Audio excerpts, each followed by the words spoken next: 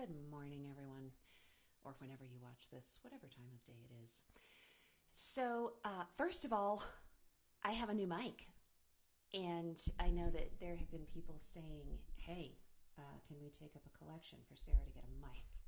I have a mic. Somebody help me figure out the best way to get one. So I want feedback on the quality of the sound. Can you tell me if you can hear me okay? Now that I have this big old thing, I can just hide right behind it.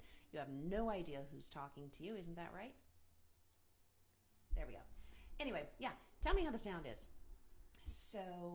Other than that, this right now, I want to give you a word picture every day, probably at least multiple times a week, maybe not every single day, but multiple times a week. I get messages from women and occasionally men who feel absolutely discouraged, guilt-ridden, filled with shame, that they are either in the process of, have in the past, or are thinking about ending a marriage. I get that. And I understand the sense of agony and anguish that comes with that, especially for a person who has a tender conscience. So when you are someone who deeply wanted to keep your vows, when you are someone who wholeheartedly intended to follow through thick and thin, no matter what the world threw your way, when you said I do, and then sometime years, maybe even decades later, you're discovering that it was all a sham, it's excruciating. But I want to give you a word picture that can help as you sort through this. I remember a number of years ago, a nurse telling me about a case that she had had. And just quick trigger warning, I'm going to talk about some graphic medical stuff. So this particular nurse was working in pediatric ICU, and in this particular situation, there was a toddler who had swallowed a push pin. And as a result of swallowing the push pin,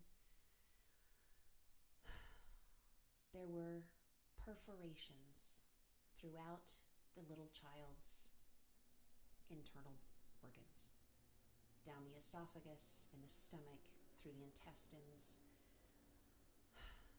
There was nothing they could do. It wasn't just like a single stab wound where it could hopefully be sutured up and staunch the blood and let it heal. It was 1,000 life-bleeding perforations.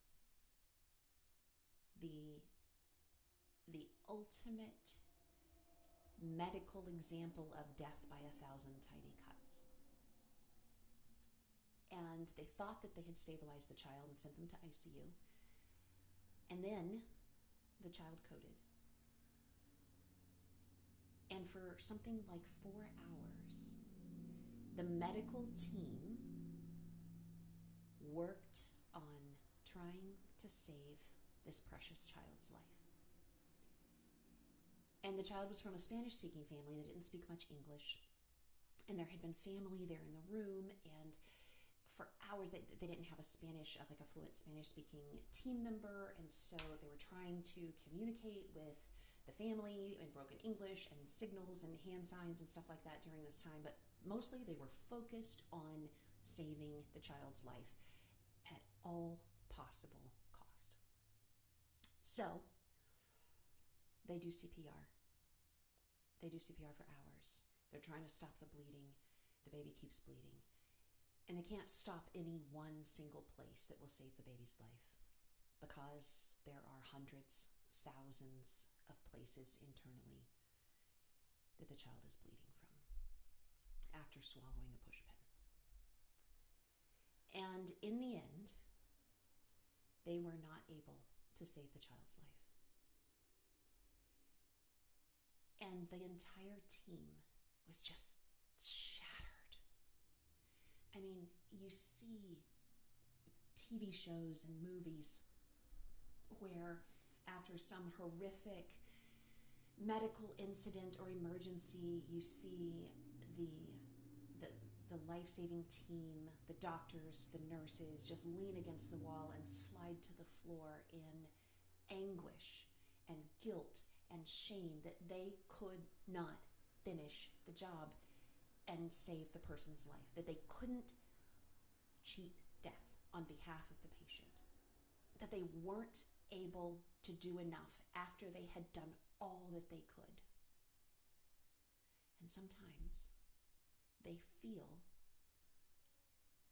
incredible amounts of grief. Now, were those doctors and nurses the murderer? No. Were they the pushpin? No. Were they someone who stabbed another person or slit their throat and left them to bleed to death? No. They were the rescuers. They were the ones doing CPR. They were the ones willing to give their all.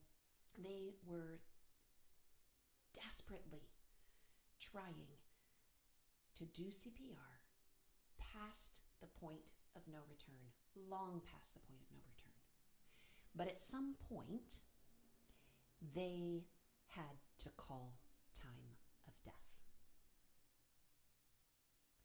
Calling time of death on your marriage does not make you the murderer. It does not make you the pushpin that created 1,000 perforations where your marriage was bleeding out from 1,000 locations. They do not make you the cold-hearted killer that slit the throat of the other person, of the corpse on the bed. When you call time of death, you are not the killer. You are still the same person who tried for hours unsuccessfully to do CPR, to try every possible way to resuscitate the corpse of your murdered marriage.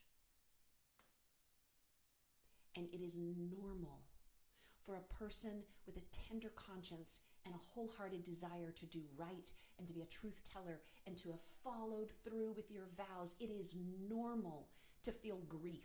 It is normal to battle a sense of shame. It is normal to feel inadequate. It is normal to wonder if there's something that you could have done, some medical trick that you could have done to save this patient in some book or some lecture somewhere that you could have gleaned, and if you had just known a little more, that you would have been able to prevent the death of the marriage, but you couldn't. And that does not make you, in our analogy, it does not make you a bad emergency rescue technician. It does not make you a bad doctor. It does not make you a failure as a nurse. It does not make you the murderer. It simply means that when you have done CPR on a murdered marriage long enough that you are past the point of resuscitation, the next step, the next healthy step, is to go ahead and call time of death. You can do CPR until you are covered in the blood spatter.